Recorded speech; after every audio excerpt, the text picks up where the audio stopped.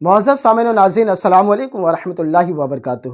آج ہم آپ کو بتانے والے ہیں کہ ہم کس طرح سے محرم الحرام کے مہینہ کو گزاریں، کس طرح سے ہم محرم الحرام کو منائیں جو کہ عین شریعت کے مطابق ہو، اور اس پر اللہ تبارک تعالی ہم کو اجر و ثواب عطا فرمائے۔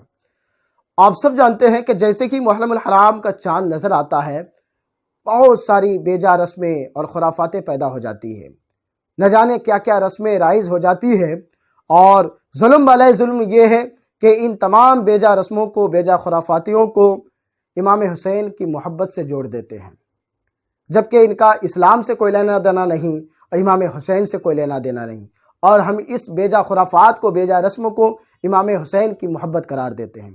یہ ظلم والا ظلم ہے، اسلام پر بہتان ہے، یہ شریعت پر بہتان ہے۔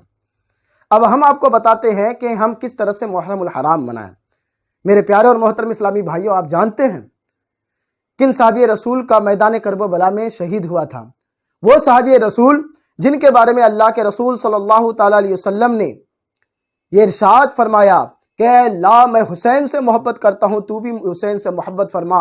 اے اللہ، تو ان سے بھی محبت فرما جو حسین سے محبت فرماتا ہے۔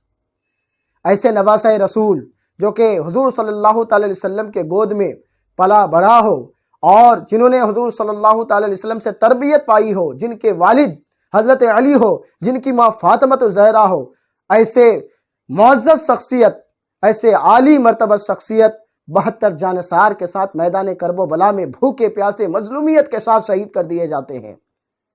اور آپ کس لیے شہید ہوتے ہیں؟ نانا جان کی شریعت کو بچانے کے لیے، مصطفیٰ جان رحمت صلی اللہ علیہ وسلم کی شریعت کو بچانے کے لیے آپ نے اپنے گردن کا نذرانہ پیش کر دیا، لیکن ظالم کے آگے آپ نے ماتھا نہیں جھکایا، ظالم کے آگے آپ نے اپنا ہاتھ پیش نہیں کیا، انہیں اپنا خلیفہ تسلیم نہیں کیا۔ وہ ہاتھ کیسے کسی فاسق و فاجر کو خلیفہ تسلیم کرے جو ہاتھ حضور صلی اللہ تعالی وسلم کے ہاتھ میں دیا گیا ہو، جن کے بارے میں اللہ کے رسول صلی اللہ تعالی وسلم نے یہ فرمایا ہو کہ میں حسین سے ہوں اور حسین مجھ سے ہیں۔ اگر حسین روتے تو ملائکہ بھی رونے لگتے، آسمان بھی رونے لگتے۔ وہ حسین کربلا کی میدان میں بھوکے پیاسے شہید کر دیے جاتے ہیں اور مظلومیت کے ساتھ شہید کیے جاتے ہیں، اور اس دن ہمارا عمل یہ ہوتا ہے کہ ہم ڈھول بجاتے ہیں، ہم ڈھول بجاتے ہیں، ہم تعزیہ اٹھاتے ہیں، اپنے جسموں میں کوڑے برساتے ہیں، کبھی آگ میں چلتے ہیں، کبھی وہ تماشا کرتے ہیں جو کہ سرکس میں ہوتا ہے۔ کیا یہ ہماری شریعت میں ہے؟ کیا یہ ہمارے اسلام میں ہے؟ عقل بھی تقاضا نہیں کرتا۔ ایک مثال دیتا ہوں، اگر آپ کے گھر میں آپ کے والد یا والدہ کا انتقال ہو جائے تو آپ کیا کریں گے؟ اس دن آپ ڈھول بجائیں گے، ڈی جے بجائیں گے، ناچیں گے، گائیں گے، کیا کریں گے؟ آپ غم کا اظہار کریں گے، ایصال ثواب کریں گے، مدرسہ سے طالب علموں کو بلائیں گے قرآن خوانی کے لیے، دور دراز سے علماء کرام کو بلائیں گے ایصال ثواب کے لیے، درود شریف پڑھیں گے، قرآن کی تلاوت کریں گے، ذکر و اذکار کریں گے، تسبیح و تحلیل کریں گے، اور ان کے لیے ایصال ثواب کریں گے، لنگر کا اہتمام کریں گے، کھانا کھلائیں گے تاکہ مرحومین کو زیادہ سے زیادہ ثواب ملے۔ میرے پیارے اور محترم اسلامی بھائیوں، جب ہماری ماں یا ہمارے کوئی بھی گھر کے افراد انتقال ہو جائے تو ہمارا عمل ایسا ہوتا ہے، ہم ان کے لیے قرآن خوانی کرتے ہیں، میلاد کا اہتمام کرتے ہیں، فاتحہ کا اہتمام کرتے ہیں، غریبوں میں کھانا تقسیم کر دیتے ہیں۔ تو امام حسین جب کربلا کی میدان میں دین کو بچانے کے، شریعت کو بچانے کے لیے اگر شہید ہو جائے تو ہم اس دن ڈھول بجائیں گے؟ کیسے؟ یہ عقل بھی تقاضا کرتا ہے۔ تو میرے دوستوں، یہ عقل بھی تقاضا نہیں کرتا ہے، اور نہ یہ ہماری شریعت میں ہے، نہ یہ محرم میں ہے، نہ غیر محرم میں ہے۔ کبھی بھی ڈھول بجانا ہمارے اسلام میں نہیں ہے، اور تعزیہ تو میرے دوستوں وہ شرعاً ناجائز ہے، اس پہ پیسہ لگانا، اس کا دیکھنا، اس تماشا گاہ میں شرکت کرنا، سب کچھ ناجائز و حرام ہے۔ یہ ایک نہیں بلکہ متعدد علماء کرام نے، حضور تاج الشریعہ ہو، چاہے حضور مفتی اعظم ہند علیہ رحمت و رضوان ہو، چاہے بریلی کے شہنشاہ امام عشق و محبت حضور اعلیٰ حضرت ہو، چاہے حضور صدر الشریعہ ہو، چاہے جتنے بھی اکابر علماء کرام ہیں، تمام علماء کرام نے یہ فتویٰ دیا ہے، تمام علماء اہل سنت یہ فتویٰ جاری صادر فرمایا ہے کہ مروجہ تعزیہ جاری ناجائز ہے، ناجائز ہے، حرام ہے، حرام ہے۔ نہ صرف علماء ہندوستان بلکہ بیرون ممالک کے علماء کرام نے، علماء عرب نے بھی اس کو ناجائز کہا ہے۔ تو میرے دوستوں، ذرا سوچئے، ذرا عقل لگائیے کہ ہم کیا کر رہے ہیں۔ ہمارے گھر میں کسی کا جنازہ ہوتا ہے یا ہم برسی منا رہے ہوتے ہیں تو ڈھول باجے کے ساتھ نہیں مناتے ہیں، ناچتے گاتے نہیں ہیں۔ اگر یہ جائز ہوتا، ڈھول بجانا جائز ہوتا، یا اس طرح سے جس طرح سے آپ جلوس نکالتے ہیں اس طرح سے جلوس نکالنا یہ جائز ہوتا، جس طرح سے آپ ہنگامہ مچاتے ہوئے ڈھول باجے ڈی جے باجا بجاتے ہوئے جلوس نکالنا یہ جائز ہوتا، لاٹھی کھیلنا یہ جائز ہوتا، تلوار بازی کرنا یہ جائز ہوتا، اور آتش بازی کرنا یہ جائز ہوتا، تو یہ سب سے پہلے جانتے کون نکالتے اس جلوس کو؟ اس جلوس کو علماء اہل سنت کے مدارس سے یہ جلوس نکلتا، اور وہاں کے طالب علم سب سے پہلے اس جلوس کو نکالتے۔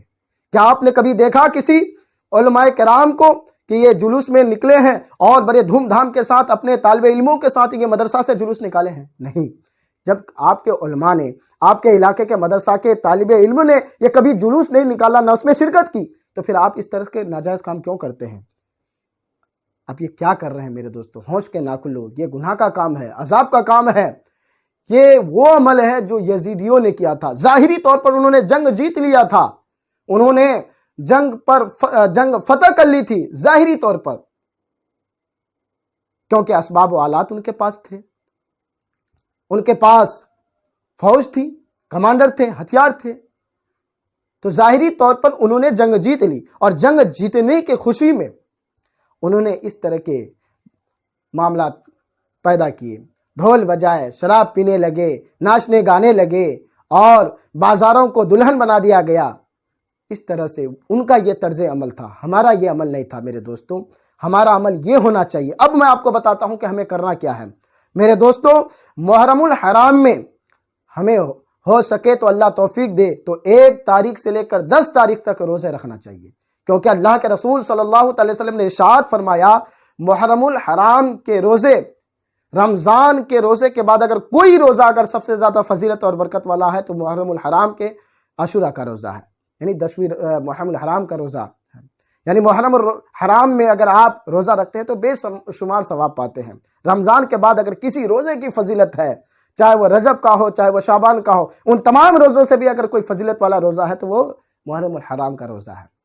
اور آپ جانتے ہیں محرم الحرام میں 10ویں محرم کے دن، عاشورہ کے دن اگر ایک دعائے عاشورہ پڑھ لیتے ہیں تو سال بھر کی زندگی کا بیمہ ہو جاتا ہے، 1 سال تک آپ کو موت نہیں آئے گی۔ اس سال اگر آپ 10ویں محرم کے دن، عاشورہ کے دن اگر آپ نہا لیتے ہیں تو سال بھر بیماریوں سے محفوظ ہو جائیں گے۔ یہ عاشورہ کی فضیلت ہے۔ اور اگر اس دن اپنے اہل و عیال میں اچھا کھاتے ہیں، پلاتے ہیں، امام حسین کے نام پر فاتحہ دیتے ہیں، لنگر کا اہتمام کرتے ہیں، اگر اللہ نے آپ کو توفیق دی ہے تو سال بھر تنگ دستیوں سے محتاج ہو جائیں گے، اللہ آپ کے رزق میں اضافہ فرمائے گا۔ محرم الحرام یہ خرافات مچانے کے لیے نہیں ہے میرے پیارے اسلامی بھائیوں، ہوش کے ناخن لینا چاہیے ہمیں۔ اگر علماء بتائے تو ان سے الجھ جاتے ہیں، ائمہ بتائے تو ان کو مسجد سے نکال دیتے ہیں۔ ہم نے تو کسی علماء سے سنا نہیں، کوئی مولانا تو بتایا نہیں، تم نے علماء کے پاس بیٹھا ہی کب؟ جب علماء بیٹھا کر بتانا چاہتے ہیں تو تم وہاں بیٹھنا نہیں چاہتے، وہاں سنتے نہیں بیٹھ کے۔ عصر بعد درس ہوتا ہے، فجر بعد درس ہوتا ہے، ظہر بعد درس ہوتا ہے، آپ بیٹھ کر کے سنتے نہیں علماء کی باتیں، اور کہتے ہیں کہ کسی نے تو کہا نہیں، فلاں مولانا تو بتایا نہیں۔ اس طرح سے علماء پر، ائمہ پر الزام تراشی کرتے ہیں، علماء کو اپنی جیب میں رکھنا چاہتے ہیں، علماء کو ٹوپی پہنانا چاہتے ہیں، مولویوں کو اپنے انگلیوں پر نچانا چاہتے ہیں، اور نچاتے بھی ہیں کچھ لوگ کہ اس تعلق سے بیان مت کرنا، اس تعلق سے بیان مت کرنا، اس تعلق سے بیان مت کرنا، نہیں تو نکال دیے جاؤ گے، نہیں تو ذلیل و خوار کر دیے جاؤ گے۔ اس طرح کے بات بولے جاتے ہیں۔ وہ بیچارے بولتے نہیں ہیں، اور نہیں بولتے ہیں تو اسی کو آپ دلیل بنا لیتے ہیں کہ کسی مولانا تو آج تک بتایا نہیں، ہمارے فلاں امام صاحب تو بہت پڑھے لکھے ہیں، بتایا نہیں۔ آپ نے تو اس کو انگلیوں پر نچانا چالو کر دیا، تو وہ بتائیں گے کیسے؟ آپ نے تو اس کو نکالنے کی دھمکی دے دی، آپ نے یہاں حالات بتا دیے کہ یہاں اس طرح کا ماحول ہے، بولیے گا تو نکال دیے جاؤ گے، بولیے گا تو مارے جاؤ گے، تو وہ بتائیں گے کیسے؟ آپ نے پہلے ہی ڈرا دھمکا دیا ہے۔ اور کوئی علماء یا کوئی ائمہ مساجد ہمت کر کے بتاتے ہیں اس بات کو کہ یہ محرم میں تعزیہ داری حرام ہے، محرم میں یہ ساری چیزیں ناجائز ہے، محرم میں وہ ساری چیزیں ناجائز ہے، تو آپ اس کو مسجد سے نکال دیتے ہیں اور ان پر الزام عائد کر دیتے ہیں کہ آج تک تو ہم نے کسی سے سنا نہیں۔ تو ہوش کے ناخن لیجیے، توبہ کیجیے، اللہ کریم ہے، اللہ غفور الرحیم ہے، اللہ گناہوں کو معاف کرنے والا۔ ارے جو ہو گیا سو ہو گیا، انجانے میں نہ جانے میں ہم نے جو کیا، لا علمی میں کیا، وہ سو ہو گیا، آپ معافی مانگ لو، اللہ کی بارگاہ میں گر گراؤ، اللہ گناہوں کو معاف کر دے گا، اور امام حسین بھی معاف کر دے۔ اور جس امام حسین کا آپ محبت کا دعویٰ کرتے ہیں نا، سراسر جھوٹ ہے۔ 5 وقت کی نماز آپ نہیں پڑھتے، علماء کے پاس بیٹھتے نہیں، اذان ہوتی ہے کان میں جو تک نہیں رینگتی، آپ امام حسین کے دعویٰ کرتے ہیں کہ ہم امام حسین سے محبت کرتے ہیں۔ امام حسین کے قدموں کے دھول کے لائق نہیں ہیں میرے پیارے اور محترم اسلامی بھائیوں۔ تو جس طرح سے ہمارے گھر سے کسی کا جنازہ اٹھتا ہے، ہم ایصال ثواب کرتے ہیں، ہمیں بھی ایصال ثواب کرنا ہے، ان کے لیے لنگر کرنا ہے، فاتحہ منانا ہے، اور میں نے آپ کو جو بتایا اس پر عمل کرنا ہے۔ اور بھی بہت ساری باتیں ہیں، امام علی مقام امام حسین کے اگر فضائل اگر بیان کیا جائے گھنٹوں لگ جائیں گے، اور آپ کے پاس وقت بھی نہیں ہے، کیونکہ علماء کی بات سننا پسند نہیں کرتے۔ گھنٹوں لگ جائیں گے، علماء کی بات آپ سننا پسند نہیں کرتے، دین کی بات سننا پسند نہیں کرتے، کامیڈی دیکھنا آپ کو اچھا لگتا ہے، اور گانا بجانا آپ کو اچھا لگتا ہے، مووی دیکھنا، فلم دیکھنا آپ کو اچھا لگتا ہے۔ اس چیز کو آپ نہ شیئر کریں گے، نہ اس کو توجہ سے سنیں گے، اور اس کو اسکپ بھی کر دیں گے آپ۔ تو اس لیے میرے پیارے اور محترم اسلامی بھائیو، اگر تھوڑی سی بھی غیرت اگر بچی ہے، اگر آپ مسلمان ابن مسلمان ہیں، سنی ابن سنی ہیں، تو آپ اس بات کو کان کیجئے، دھیان میں رکھیے، یہ ہمارے ساتھ جو ہو رہا ہے یہ کر رہے ہیں ہم نا، یہیں فاتحہ ہونا چاہیے، نہیں کرو گے تو نہیں ہوگا، اور یہیں پہ مرغی ذبح ہونا چاہیے، یہیں پہ ڈھول بجنا چاہیے، یہیں پر منت ماننا چاہیے، یہاں پر بھئی یہ بنا دو، وہ بنا دو، ایسے کر دو، کربلا بناتے ہیں، وہاں پہ کیا کیا نہیں ہوتا ہے۔ بتائیے، کربلا عراق میں ہے اور آپ یہاں گھر پہ کربلا بنائے ہوئے ہیں۔ کربلا تو بنائے ہوئے ہیں، کبھی مسجد بنائے ہوئے ہیں، کبھی مسجد میں گئے ہیں، کبھی فاتحہ دیے ہیں؟ فاتحہ آتا ہے آپ کو پڑھنے کے لیے؟ فاتحہ نہیں آتا ہے، در پہ سر پہ چہرے پہ داڑھی نہیں، اور آپ کہتے ہیں امام حسین سے محبت کرتے ہیں، اور جلوس میں لگاتے ہیں میاں بھائی ڈی جے یہ بجاتے ہیں، وہ بجاتے ہیں، وہ بجاتے ہیں، میاں بھائی ایسے، وہ بھائی ایسے، ہے نا، طرح طرح کے کیا کیا نہیں بجاتے ہیں، اسد الدین اویسی یا اکبر الدین اویسی، یہ سب کا سب بیان چالو کر دیتے ہیں ڈی جے میں، اور کہتے ہیں کہ امام حسین سے ہم محبت کرتے ہیں، ہم مسلمان ہیں، نہیں نکالیں گے تو غیر مسلم ہم سے ڈرے گا نہیں۔ غیر مسلم کو ڈرانا چاہتے ہو، ایک دن جلوس نکال کر کے لاٹھی وہ پھر وہ نقلی لاٹھی اور نقلی تروال لے کر کے غیر مسلموں کو ڈرانا چاہتے ہو؟ جانتے ہو غیر مسلموں کی طاقت اور پاور کتنی ہے؟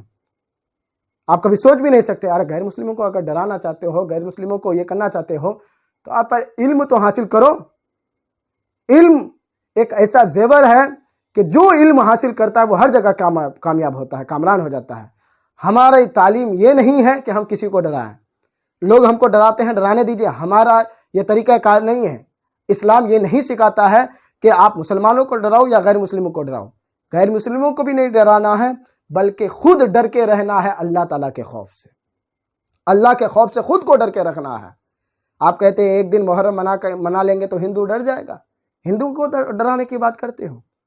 وہ خود طاقتور ہے، بہت طاقتور ہے، ان کو ڈرانے کی بات مت کرو۔ اس طرح سے آپس میں اتحاد اتفاق کو ختم کرنے کی کوشش مت کرو۔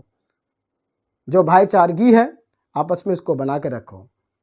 اور وہ جانتے ہیں، وہ ہنستے ہیں ہم پر کہ کیسا مسلمان ہے، بتائیے کیسا مسلمان ہے جس مسلمان کی ساری دنیا میں تعریف ہوتی ہے، جو مسلمان کم سمے میں پوری دنیا میں پھیل گیا، وہ مسلمان آج دیکھیں کیا کر رہا ہے، بدن پہ کوڑے مار رہا ہے، آگ میں دوڑ رہا ہے، تاش بازی کر رہا ہے، نہ جانے کیا کیا خرافات کر رہا ہے، سر پھوڑ رہا ہوتا ہے، تیر مار رہا ہوتا ہے، جسم چھلنی کر رہا ہوتا ہے۔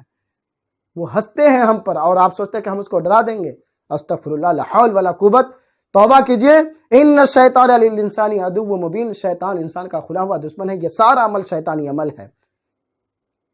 یاد رکھو، اگر اسی میں آپ کی موت ہو گئی تو پھر جہنم کے سوا کچھ نہیں ہے۔ توبہ کیجئے، توبہ کا دروازہ کھلا ہوا ہے۔ جو شخص توبہ کرتا ہے تو ایسا ہی ہے جیسا کہ انہوں نے گناہ ہی نہیں کیا، سبحان اللہ۔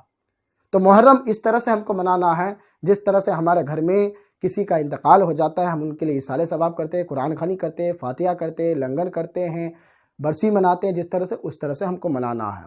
اور زیادہ نمازیں پڑھنا، عاشورہ کی بے شمار فضیلتیں ہیں۔ میرا دوسرا والا ویڈیو آپ دیکھ سکتے ہیں کہ اس میں ہم نے بتایا کہ محرم کو محرم الحرام کیوں کہتے ہیں۔ اس میں آپ دیکھ سکتے ہیں، اس میں آپ جانکاری لے سکتے ہیں کہ محرم میں کیسے کیسے واقعات رونما ہوئے۔